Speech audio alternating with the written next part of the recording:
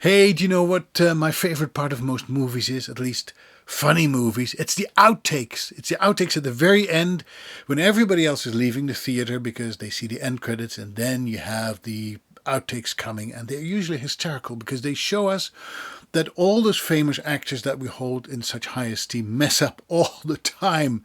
And I'm sure that the outtakes that they present you are only the highlights. There must be many, many hours of footage of people completely messing up. And it's really sobering because what we see in the theater, we don't realize it. It's a very edited version of what has been produced. Just like what we give to our clients as voiceovers is usually, hopefully, a very edited version of what we do. Because remember your last audiobook? You know, how many hours goes into the production of one finished hour? 4, 5, 6 maybe even.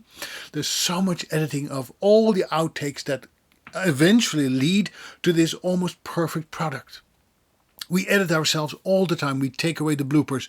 For instance, on social media. I mean, this is the 5th time that I started recording this little video because I wanted to be better than the last time. And I learned a little bit every time that I did it. And so I stopped and started again and stopped and started again. But, you know, I'm not giving you the real version. I'm not giving you the messed up version. You know, even though you might think, well, this guy's really messed up. He is doing one blunder after another. But I don't want to give you that thing where I'm just searching for words like I'm doing now, and I don't know where I'm going with what I'm saying to you. You know, we don't have any patience for that. People have become less and less patient. That's why I'm talking so fast too, because I don't want you to get bored and tune out and go to a different account. Yeah, because I want to keep you here a little bit longer because I have something important to say, and it is really about the outtakes of our life and the blunders that we make all the time. And I make more blunders than I ever am successful at things, and that's the only way I can live and grow as a person. Because here's the thing, we often learn more from the things that we don't do well yet than from the things that we're already good at, right? So we need to make mistakes in order to learn and grow and move on and become really good at what we are.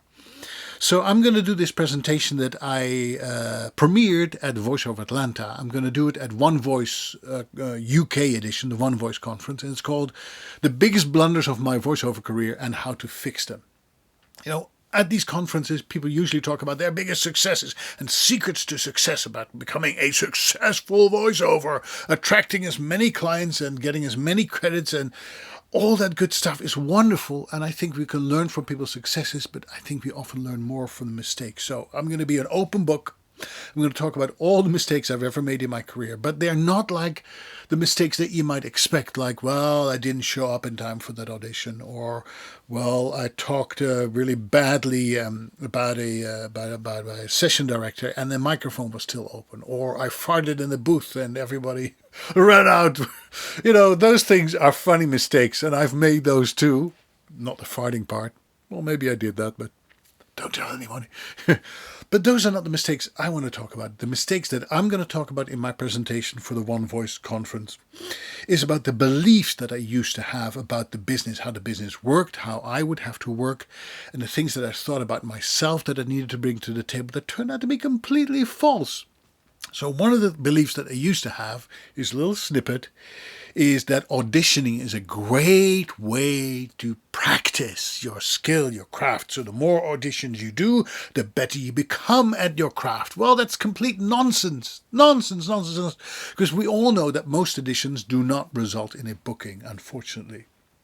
I would say that 98% of the auditions that I do are absolutely trash, and that's where they end up because I wasn't good enough. Somebody else is much better, but I'm not going to focus on the 98. I'm going to focus on the 2% of the auditions that they eventually win.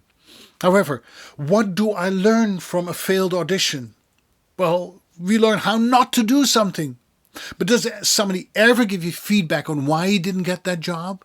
Did somebody coach you on the mistakes that you made during that audition? Did somebody go over the script with you again and again and again? And they said, you know, if you only had done that, that would have made you a very good candidate to get the job. No, you get no feedback whatsoever. You only learn how not to do it. I think that people who want to tell us that auditioning is a great way to practice are the people who run pay-to-plays, because they know that the booking rate is so slim. And they want to justify the money that you pay them every year. So they say, you know what, you may not win that job, but at least you got some great experience. Well, I don't think you got a great experience. I mean, you do get experience in reading scripts and sending them to clients and totally bombing, but it's not experience that is useful because you don't get any feedback. You don't know what you're doing wrong.